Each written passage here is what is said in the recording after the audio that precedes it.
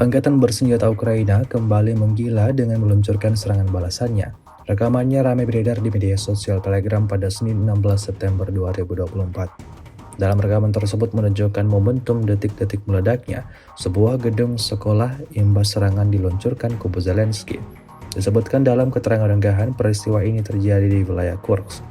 Angkatan bersenjata Ukraina menyerang sebuah sekolah di desa Veseloye di distrik Gluskovsky dengan bom berpemandu GPU 39 SDB JDAMER. Dapat dilihat dalam rekaman, ledakan dahsyat terjadi hingga tidak ada yang tersisa di posisi target. Hingga video ini beredar, beragam komentar dituliskan warganet.